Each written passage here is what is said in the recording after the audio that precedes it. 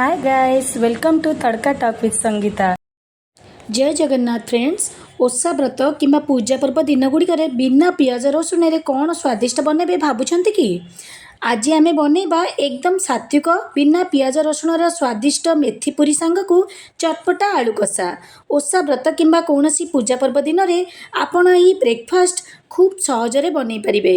वीडियोटी को शेष जाए देखंतु और घरे निश्चय ट्राए करंतु। प्रथमे पूरी पाई अटा प्रस्तुत करनबा। गोटे पात्र रे अटा नहीं से स्वाद अनुसार लुण कस्तूरी मेथी एवं अल्प तेल दे भल भाव मिसाई नबा एवं अल्प अल्प उषुम पानी दे चकटिकी एक सॉफ्ट डो प्रस्तुत करवा एवं 15 मिनिट पाई घोड़ेकी रखिदबा। वर्तमान आलू कषा बनइबा।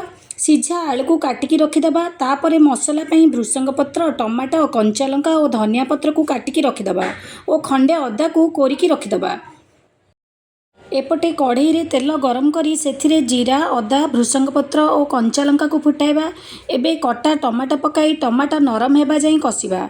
एहापर सेथिरे हलदी गुंड लंका गुंड स्वाद अनुसार लुण गरम मसला और जीरा गुंड दे भल भाव कषि नबा।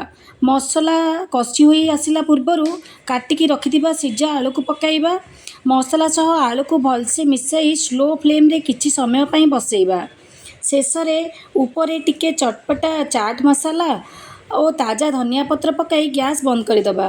प्रस्तुत हो गला आमर गरमा गरम आलू कषा। एबे अटारू छोट छोट गुला प्रस्तुत करिबा। तापरे पूरी आकार बेली नबा एवं गरम तेल रे हल्का लाल हेबा जाई छाणी नबा। देखंतु प्रस्तुत हो गला आमर गरमा गरम फुला फुला मेथी पूरी एवं स्वादिष्ट आलू कषा सांग को टिके प्लम चटनी रेसिपी मु पूर्व वीडियो रे शेयर करिछि। ओषा दिन रे एई स्वादिष्ट एवं सात्विक आहार आपन को निश्चय तृप्ति देबो। एई थिला आजिर तड़का टॉक विथ संगीतार रेसिपीटी भल लगिले वीडियो को लाइक शेयर एंड सब्सक्राइब करने को जमारू भूलिबेनी। रहिली नमस्कार। Stay tuned for next video on tadka talk with Sangeeta.